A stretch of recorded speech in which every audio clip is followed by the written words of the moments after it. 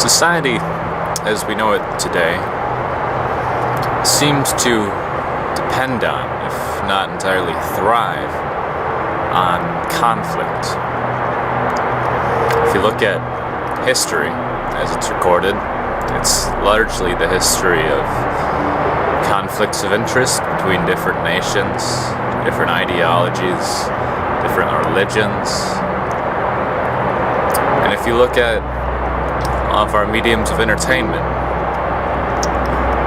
everything as we know it seems to be dependent on the idea that there is some kind of conflict of interest. In our sitcoms, for example, we do not watch people who are living completely happy lives, but we watch people who live their lives constantly at odds with each other, constantly coming up with new ways to be in competition, to prove one's own rightness over another person's. And so, in our reality television programs, you hear very often that the people participating in these things are required or asked to create drama, create conflict between each other, because that is for some reason what we find interesting. We like to watch scary movies. We have a government that budgets most of its money on war and so-called defense. And without conflict as we know it, how would society function? Because if there was no conflict, if there was no violent crime, we would have no need for prison systems, we would have no need for, or much reduced need for police, reduced need for lawyers. There are so many systems within society that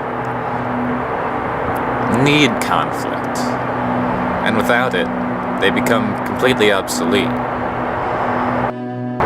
So, I want to propose a theoretical here. Suppose that society has a change of heart, and there is a complete cessation of violent crime, theft, and you see a lowering of conflict worldwide. You see no more need for shows like Maury. You see no more need for conflict of interest between politicians, because theoretically there's no more need to argue over the correct course of action, because the correct course of action becomes obvious. And not just on a political scale or spectrum, but also at a humanitarian level. We start to respect each other and realize that violent crime doesn't really solve any solution, or doesn't really solve anything most of the time.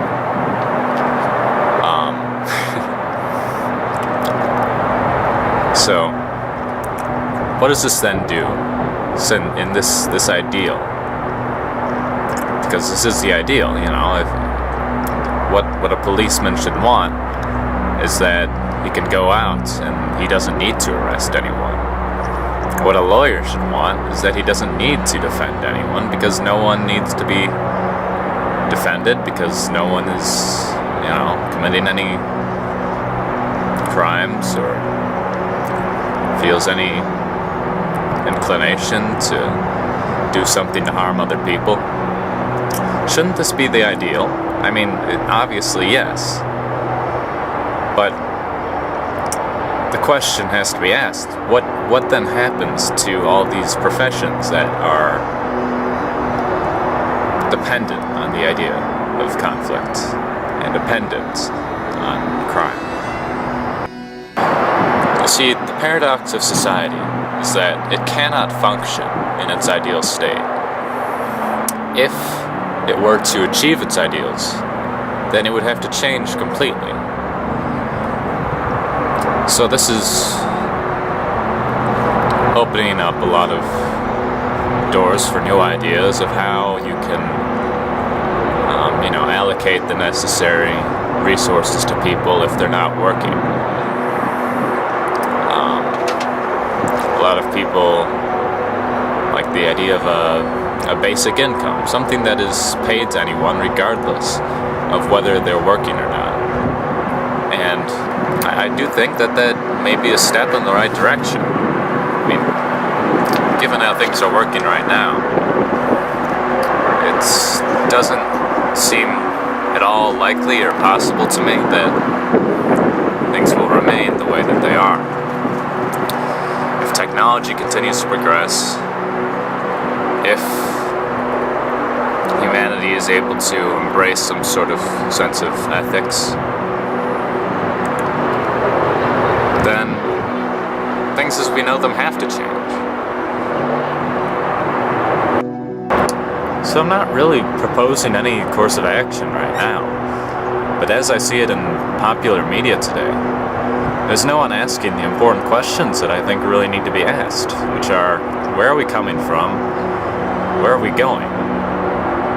Do we really need to have any more wars, given that most wars are fought over